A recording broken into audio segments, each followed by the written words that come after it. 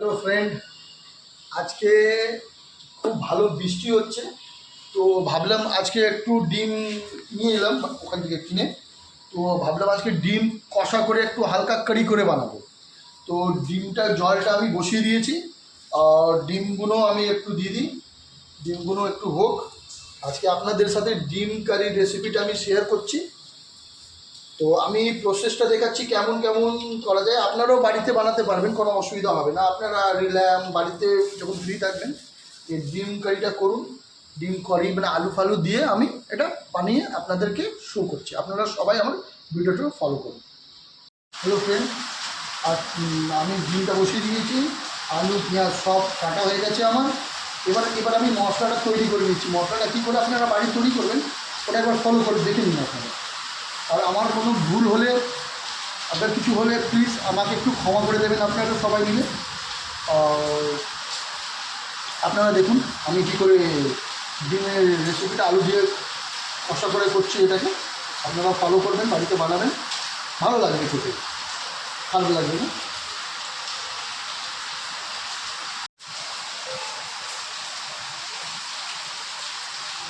রসুন গোলকি দিয়েছি, শুকনো লঙ্কা দিচ্ছি। আমি কী কী দিচ্ছি আপনাদের সবাই শেয়ার করছি আপনাদের থেকে। আপনারা এভাবেই বাড়িতে রান্না করবেন, দেখবেন খুব ভালো লাগবে খেতে। শুকনো লঙ্কা, শুকনো লঙ্কা যতটা ঝাল আপনারা খাবেন, যতটা পছন্দ করবেন সেভাবে আমরা আপনারা দেবেন। আমি একটু ঝাল বেশি পছন্দ করি, তাই জন্য ঝালগুলো আমি একটু বেশি দিই। এবার আমি দেবো জিরে, শুকনো লঙ্কা, রসুন, গোলকি, আর আপনার একটু হালকা জিরে দিয়ে দিচ্ছি। এবার দেব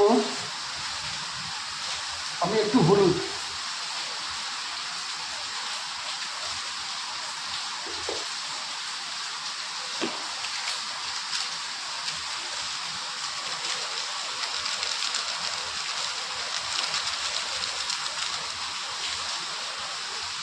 আর আমি একটা জিনিস এর মধ্যে আরও একটা অ্যাড করছি, ওটা হচ্ছে টমেটো। আমি একবারে দিয়ে ওটাকে পিষে দেবো। দেখুন আপনাদেরকে আমি সব দেখাচ্ছি, এভাবেই আপনারা দেখুন, এভাবেই আপনারা বানাবেন। আমি একটা টমেটোটা নিয়ে আসি মশলাটাকে ভালো করে, তাহলে আপনাকে আগের প্রসেসগুলো আমি আরও সব দেখাচ্ছি আপনাদেরকে। দেখুন আপনারা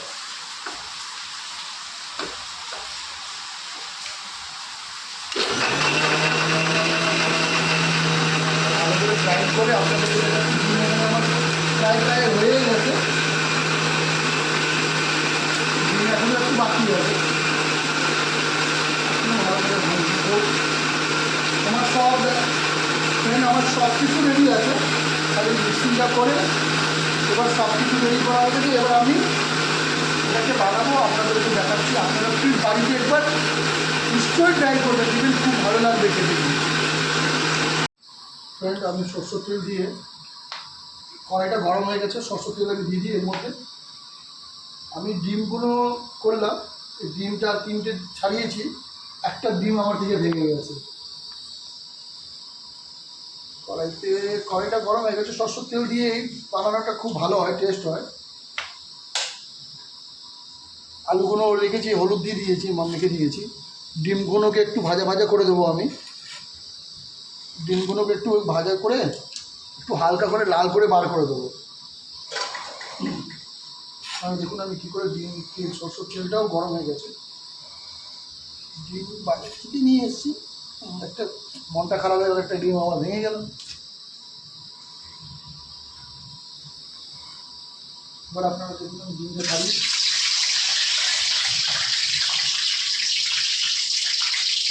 ডিমটা আমি একটু পোস্ট করে যাচ্ছি, কেন কি আমার একটু ভয় লাগে তেলগুলো একটু গরম হলে একটু। ডিমগুলো আমার হালকা করে লাল করে নিয়েছি, এবার আলুগুলো একটু আমি লাল লাল করে নেব।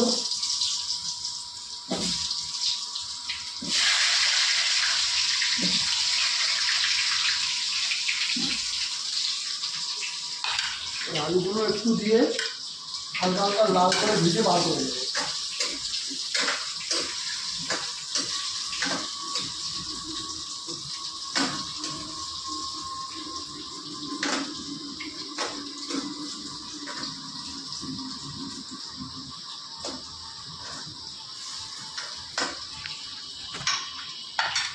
ডিম হালকা করে নিয়েছি।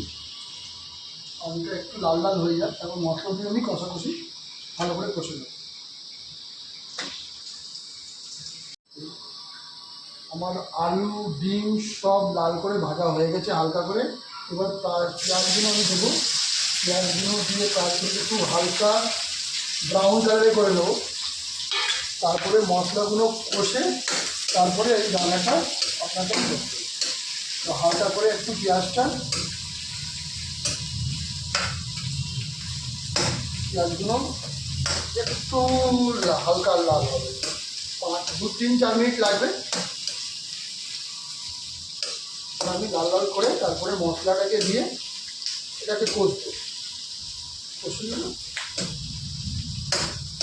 আপনারা দেখতে থাকুন।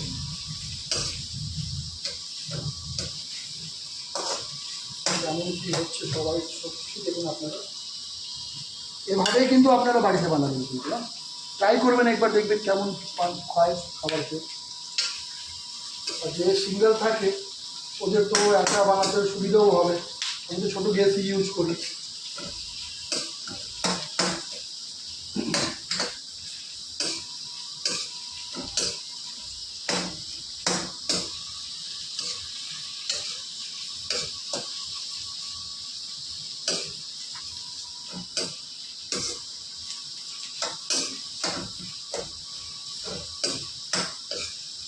কী বলবো ফ্রেন্ড আপনাদের সাথে, আমার তো সব কিছু আপনাদেরকে এখন জানাইনি, অনেক কিছু কথা আছে যেটা আপনাকে আমি আস্তে আস্তে সব কিছুই জানাবো।